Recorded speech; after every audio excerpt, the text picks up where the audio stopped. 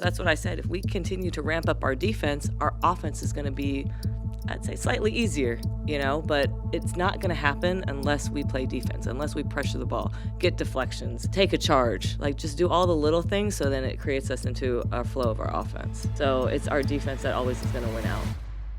At one point, you guys trailed by 13 in the second quarter. What kind of changed, especially in that second half when you guys kind of went on a run? Yeah, just getting into them again. They respond really well. Two things, I think. They respond really well with goal setting. I thought that Landon did a great job in some of these timeouts when I just lost my voice. Landon stepped up and he got in there, and he gave him a couple goals. So you could tell that they were really focused on what he gave them. And then, everyone just stepped up a level. I thought we ball pressured a lot better, and then you saw just Tip Hayes just playing football out there, interception, and that led us to, transition. And you put us in transition with spacing. We're trying to get either rim to spray out threes. So just, again, credit to, I think our staff did an amazing job. I had to yell at them. It's gone.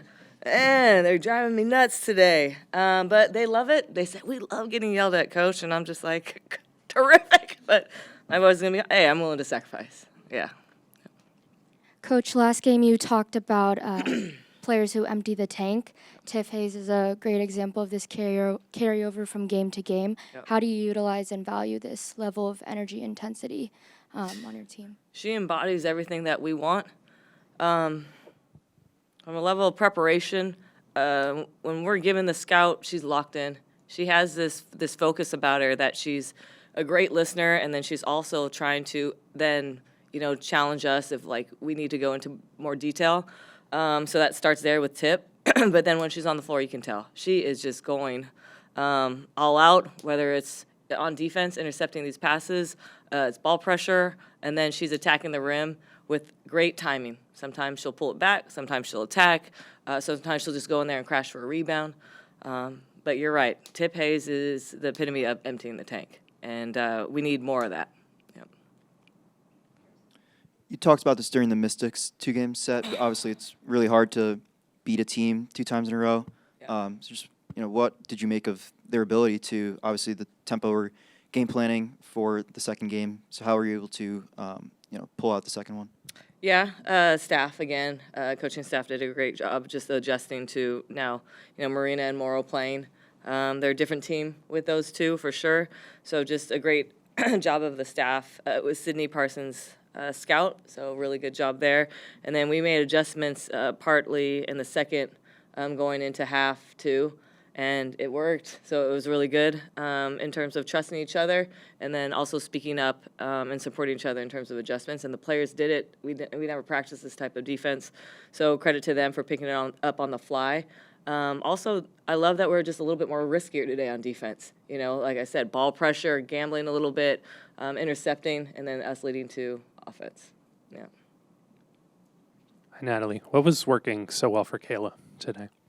Just being ready. I think really she took another step in terms of her warm-up. You could tell she was laser focused. She had a focus about her, almost like there was no bullshit coming in today. We talked about playing a team twice, like he mentioned, we played Mystics twice, but then, we wanted to challenge ourselves again. Playing a team twice is hard, especially against Sandy Brandello. She's an amazing coach in terms of adjustments. And I thought KT just, her approach today was at a high level, and then once she sees that first one go in, it is trouble. So credit to her teammates to continue to find the hot hand, but she does a really great job of just staying in the pocket of where she needs to go, and whether it's a rebound or just drive and kick, and then her confidence, But I really loved her defense. I thought she came in with a sense of physicality that no one was going to get in there unless they were going to go through her. And so just her start on the defensive end, to me, was really impressive. I know she can knock that down with her eyes closed, the three. Yeah, and, she was asked what works so well, and it just seemed like it was in the flow. And, Janelle's kind of been in the flow. Mm-hmm. I mean, obviously you don't want to disrupt the offense, but do you want the ball flowing to them in those moments? Is that an emphasis, or is it just kind of the way the game plays out? It's however they're covering. So it's just reads for us. It's the fact that we're spacing the floor, and then attacking. But it's also like just the movements that they're starting to find each other in terms of the movements, and the timing of the passing is really key. And again, just continue to feed the hot hand. I think that's really key for us because, like I said, whoever shines, and we all want to support that person. So KT had it rolling, and they were continuing to give it to her. So credit to our team. Yep. Hey, Coach. Gabby played a little under 20 minutes today. How would you kind of assess her performance, given that that she's still reconditioning? Amazing. I thought she did a really good job. She had 6 rebounds in the first half. So when teams go small versus us, Gabby kind of really extends herself with her hustle. And then in the second half, I mean, like I get almost as similar to KT, just like no BS. I just got it done. She pressured the ball. She created havoc. She deflected a lot of passes. She led us into the offense as well, just because she's pressuring the ball. And then just closing for us. I thought her, Tip, and V did a great job of continuing to share the ball and punching when they saw pockets, or if someone was in foul trouble, they attacked them. So just really intentional offense towards the end, but more importantly, keeping that team to 14 in the fourth, that's tough. So it's our defense that always is going to win out. On Kayla, like obviously last year has the season-ending injury, and then this year I think she's started pretty much every game.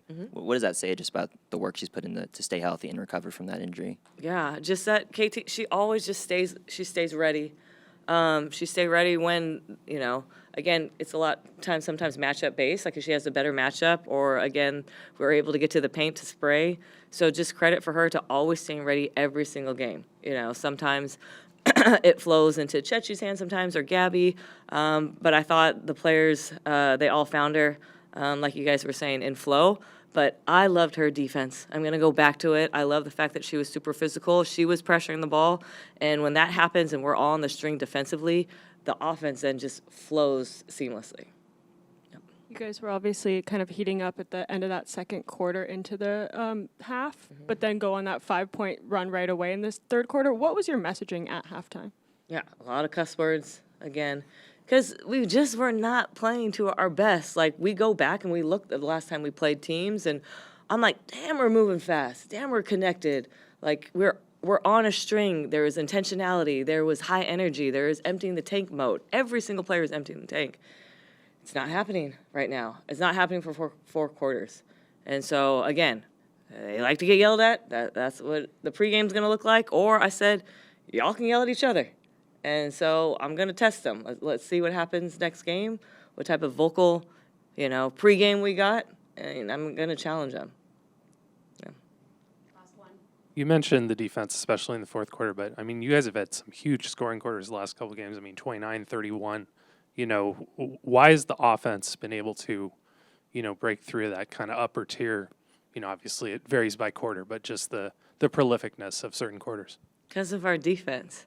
So if we get more, if we're deflecting and then we press a little bit both games, and so if we can get some steals that leads into our offense, sometimes it just depletes the other team, right? These momentum runs that we can get, whether it's Gabby finishing coast to coast, or like we're running really fast to where we're getting to the paint and then we're spraying because everyone's, ready to shoot.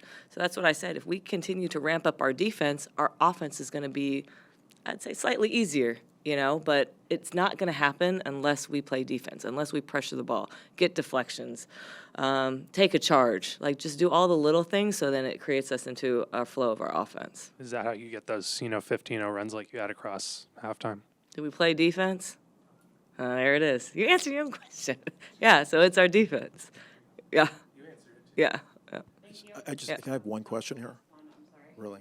I just wanted to ask about, tonight was South Asian Heritage Night, and you had comments on inclusion the other day. I just want to know, did you realize that you triggered like a national discussion about inclusivity? No, I did not know. No, but I feel, inclusivity is important. Thank Yeah. you.